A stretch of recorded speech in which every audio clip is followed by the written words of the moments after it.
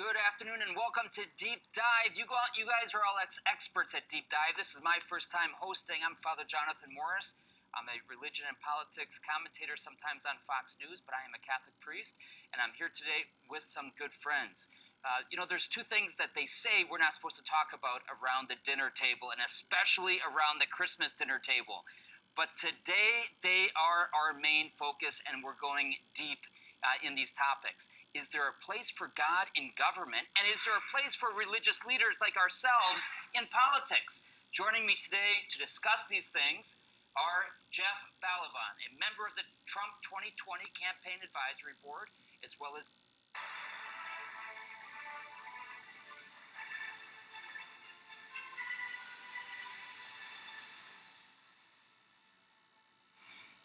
Good afternoon and welcome to Deep Dive. You guys are all experts at Deep Dive. This is my first time hosting. I'm Father Jonathan Morris.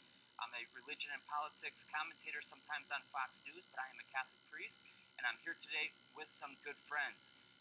There's two things that they say we're not supposed to talk about around the dinner table, and especially around the Christmas dinner table.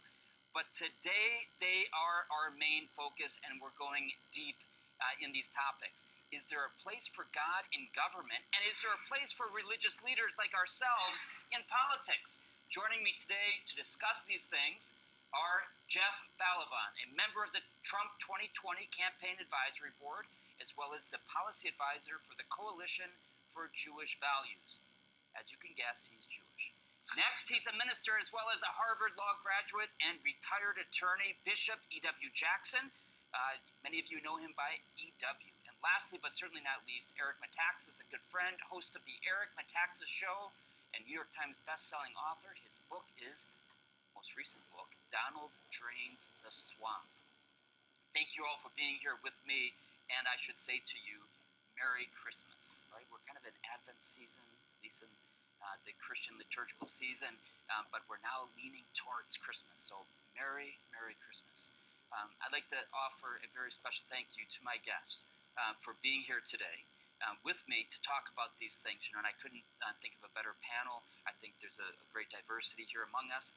I know I disagree with you guys, and I want to fight you. I probably shouldn't do that on Christmas. Right, it's the Christmas season, so we will try to have an agreeable disagreement. I want to fight. Well, okay? It was just Hanukkah. It's all about the fight. Oh, wonderful. I think you're all idiots. Let's go. Okay. It's, I get on social media, and I'm sure you guys do as well, tremendous pushback anytime, basically I say anything, right? But anytime I even touch on politics, okay? And usually from people who don't like that particular point because it offends their politics, okay? What I try to do, I'm going to tell you what I try to do, and then I'd like to hear from you, from your different perspectives, what you try to do. Then we'll get into some of the more concrete aspects. What I try to do is talk about principles, and only principles. I mean, ethical principles, principles of right reason, principles that could apply to either party. And I never, ever go towards the endorsement of a candidate or of a politician or of a party. It drives some people crazy, right? Catholics will come at me and say, how could you not be supporting this president 100%?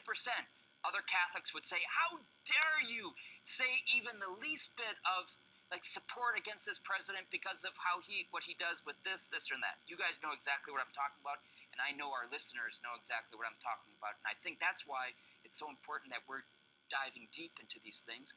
Very often, for example, on Fox News, on television in general, you only have 2 or 3 minutes, and it's very frustrating for our listeners. So I'd like to begin with you, Jeff. You come from a Jewish perspective, but you're also on the advisory board for Trump 2020, which means you have gone all in for a candidate in a way that I would never do. People look at you as Jewish. I am. Right? Yeah. Tell me if your ultimate goal is to get people to God, how do you go all in on a candidate?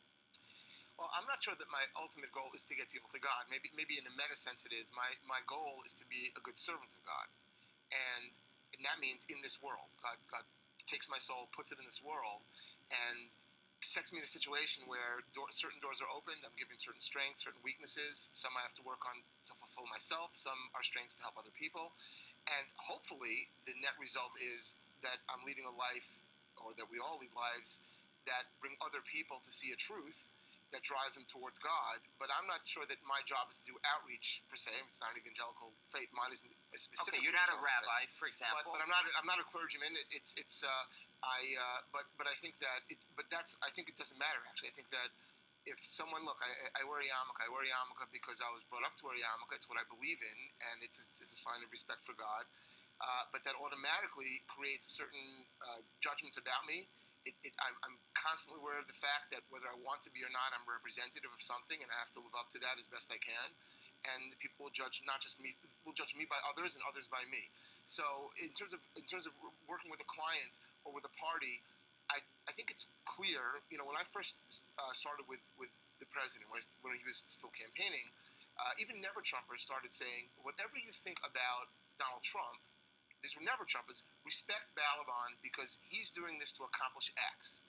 And I love that that's what they saw. They saw that whether they agreed or liked the president or the then candidate or not, they understood that I saw something in him that was valuable towards achieving a set of ideas in this world. And they appreciated that, and I was very gratified by that. And that's, I think, the best way that I move forward with this is, again, without having the burden of being a clergyman who may have C3 issues or all kinds of other issues with the church or a synagogue, just representing a certain point of view in the world and trying to put it forward. Okay, here's the problem I have with it, though, and I'm going to go to Bishop Jackson on this. You mentioned, if I understood right, that you had certain objectives that you wanted to achieve, right? And you said, this is the horse that I'm going to tie my carriage to, right? Because I think he can help us achieve these objectives, right? Based on principles, I assume, like some sort of principles, what's good for our country, etc. The problem is that people are human, and humans are unbelievably weak and imperfect, and you don't know exactly where that horse is going to go. Bishop Jackson, the reason why I don't endorse anyone, even though obviously personally I have a preferred candidate, in every election, I would never endorse because I would say I don't want to sully the principles because humans are not predictable. What do you say to that? Well, my approach to that, Father Jonathan, is that I myself sully the principles because I'm one of those imperfect humans too. And as you know, I've run for public office. I ran for U.S. Senate. I've run for lieutenant governor, won the nomination for lieutenant governor of Virginia. And I ask people, Christians particularly, to support me. And yes, I endorse President Trump. I endorse candidates all the time. Now, I separate my church and my nonprofit staying true to America's national destiny from me as a citizen, from myself as a citizen. As a citizen, I have a right to do these things. But look, I believe this. I think you're absolutely right. The primary thing is the principle, the ideal. But ultimately, that has to be fleshed out in the real world. And so what I look for are those candidates who come as close as possible to the things that I believe in. And I do, in the process, have to warn people against those candidates, those parties that hold principles that I think are completely antithetical to everything that we as Christians are supposed to believe. So I take, I would call it a fuller approach and go all the way with it. We start with the principle, of course, but then I go all the way to saying, I believe this person represents a closer view of our Christian values, and this person or this party or this candidate is far away from us, and no Christian should really vote for that person. And by the way, I've gotten people quite angry at me too about of course, that. Which I think we're all used to, and that's not the problem. But the problem that I have here, and moving it over to Eric Metaxas, who's here with me, and who wrote a book called Donald Drains the Swamp. That's going all in, okay? Exclamation mark. Now I think we're getting towards an interesting point, thanks to Jeff and to Bishop Jackson. So Bishop Jackson says, okay, of course, nobody's perfect. We attach, our cart to this horse. Perfect. We recognize he might sully these principles because we can all sully these principles. Nobody's perfect. And if we endorse somebody who goes off the rails, listen, that's just humanity. It happens. Here's what I believe can also happen. When we do attach ourselves fully to a particular candidate or even to a particular party, that can change. They are contingent by their very nature. We can end up changing ourselves because we go all in on somebody. We write a book called Donald Drains the Swamp. In other words, this is what I believe. And there's, of course, business can be involved with it, whether it's your church or whether it's you're writing a book, Right. or whether you're just your reputation. We're very imperfect. We can say, and we see this all the time on social media, that people will say, no, I'm a Trump supporter, or I am a Hillary Clinton But supporter. there's no way out of that loop, because not coming out for a candidate is the same thing. It's to say, like, I don't want to lose parishioners. I don't want to lose readers, so I'm going to shut up about that. No matter what you But do. one thing is shutting up about. Let me tell you how I do it. I talk about these principles and very clear. Let's talk about the pro-life issue, for example. Even right before elections, I talk very clearly about that. Yeah. And it's very obvious to anybody with the mind who who is supportive if of that, the who's Civil not. War were happening today, would you dare not to take a side?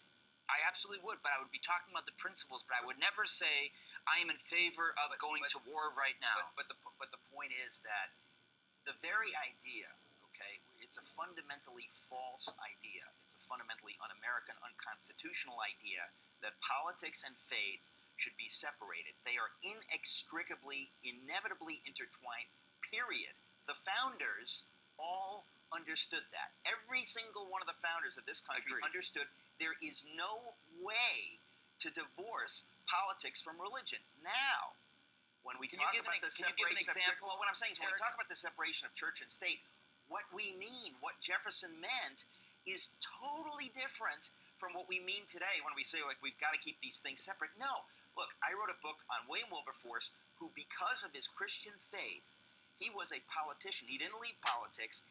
Because of his Christian faith, he stayed in politics to bring about the abolition of the slave trade, an abomination in the British Empire. So he said, God has put me in politics specifically to represent him on this issue. I wrote a book on Dietrich Bonhoeffer, who was widely criticized by the church in Germany for being vocally anti-Hitler. They said, hey, Hitler's the president of the country, he's the chancellor, you need to take it easy, you're a churchman. He says, no, there comes a time when I have to speak out. And there comes a time for all of us when we have to stand for the truth. Part of the reason I came out for Trump, honestly, was because of people suggesting that, oh, you can't do that, you can't do that. And I thought, okay, but what about when he gets elected? Don't we have an obligation? When Obama was president, I thought his politics were destroying America. I met him, I spoke at the National Prayer Breakfast, I shook his hand, I was always civil. So I'm not talking about assassinating people or spitting at them, I'm talking about being civil, but people on the other side of this issue say we shouldn't be civil to this president. And my attitude is, if Obama is everybody's president, Trump is everybody's president. So it's complicated. Okay, excellent points. I appreciate them very much. Let's go to a slightly different topic. It's very related, though. Have you noticed a change? And I'm open to being told no, but I believe that I have noticed a change from the Obama administration, and I was very critical of President Obama's policies many, many times, very publicly, and also I congratulated him on some things that he did, but mostly critical, I would say, of President Obama's stances. But have you noticed a difference now that among conservatives, Trump supporters, let's just say Trump supporters, that I am unable as a public person, or even all of us are public figures, anybody who has a phone and Twitter and Facebook or Instagram, everybody's a public person now. I can't say a single critique of President Trump without supporters going absolutely crazy, saying you are the problem, Right. and that you are a liberal. You are which I mean, it's so amazing for me to hear that I'm considered a liberal. It's kind of refreshing, like, oh, wow, you know, that I think, like, but it seems that, and maybe it's just technology. I don't know. I'd like to begin with you, Jeff. Is that it? Have we got to a point where it's always going to be like this? I feel like we have lost our minds. Yeah, well, I feel like they've lost their minds. Look, Who's they? Exactly. They're the people who disagree.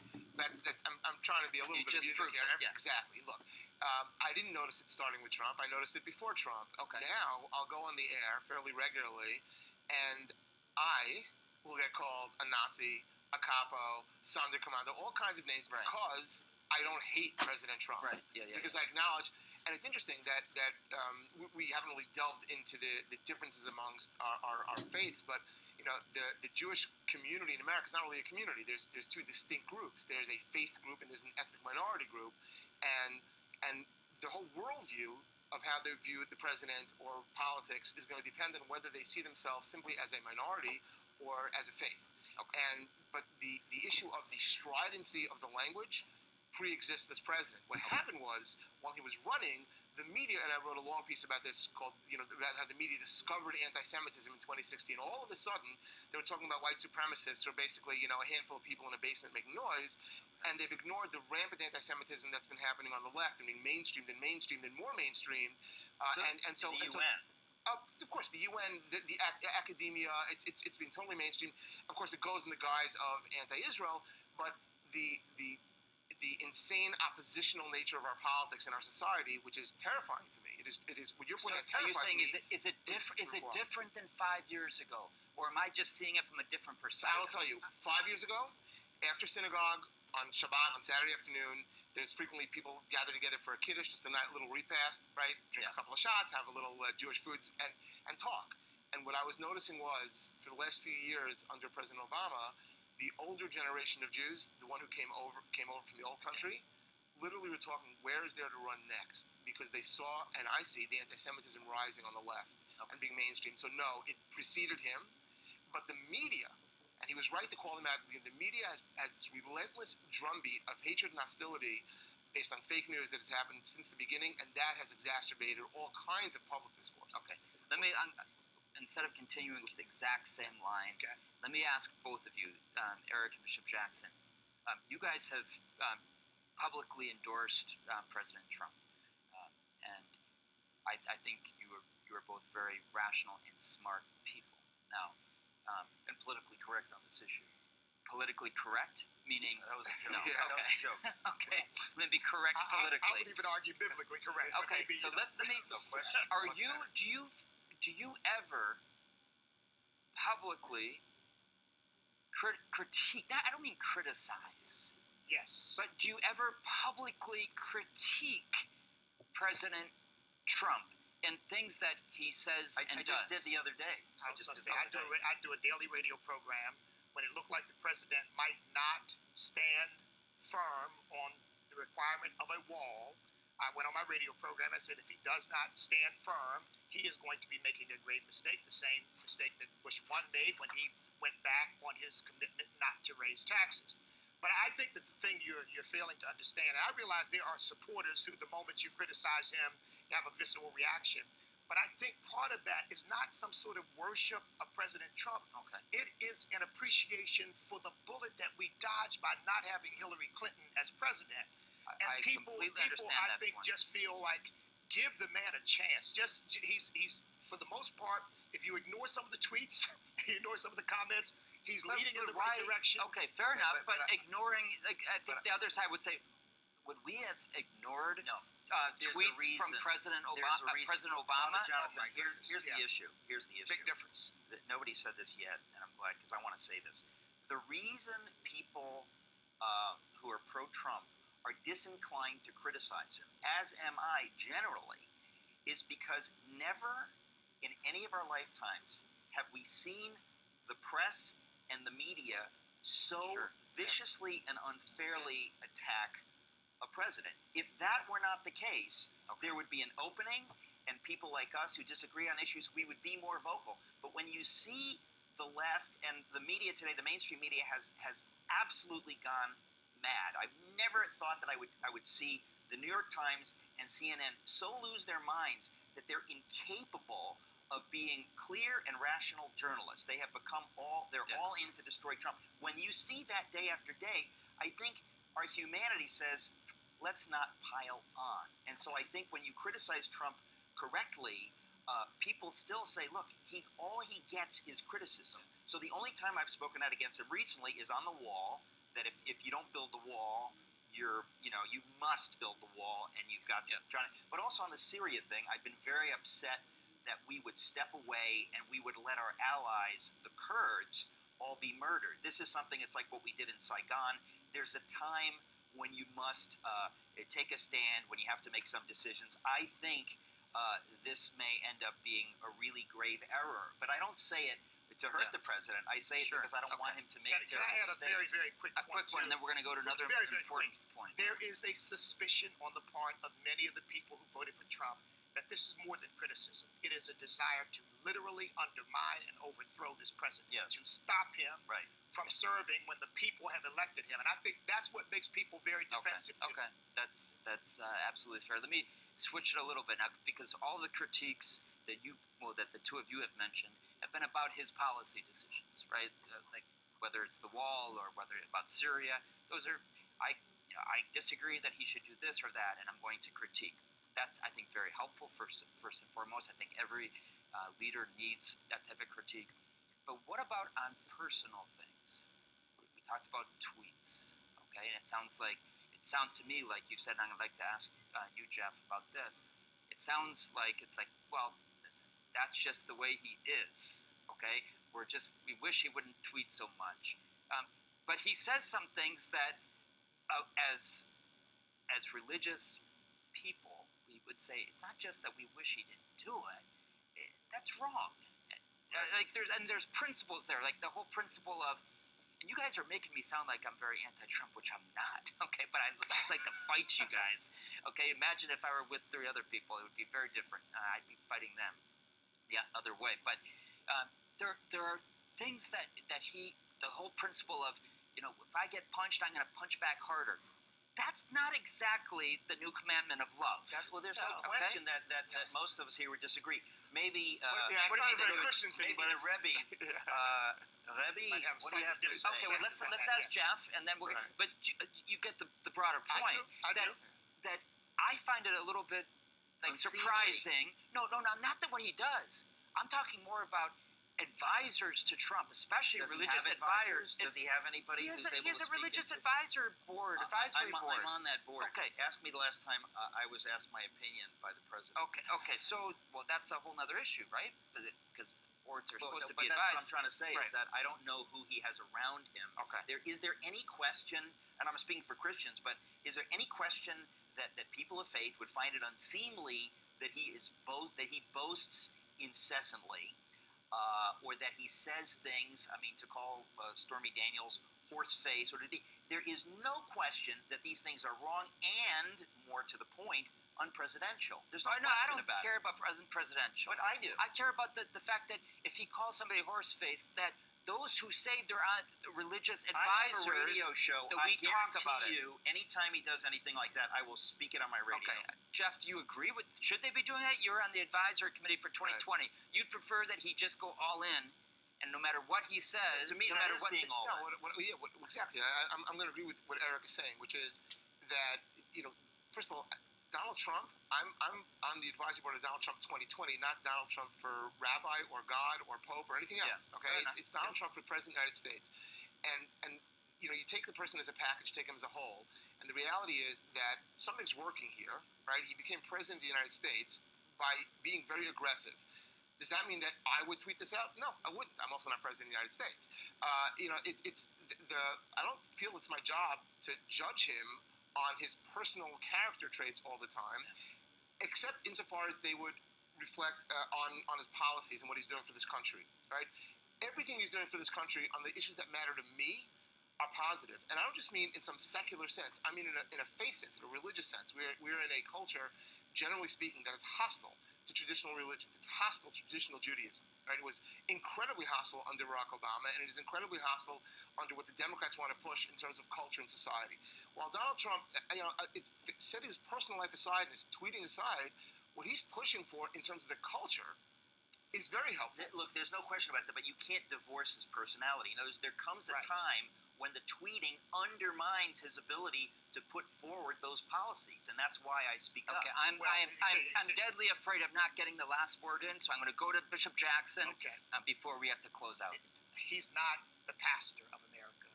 He's the president United States of America. And in my view, my primary job is to critique his policies, not his personal communication style. Because, you know, if I get into that, there'll always be something to say.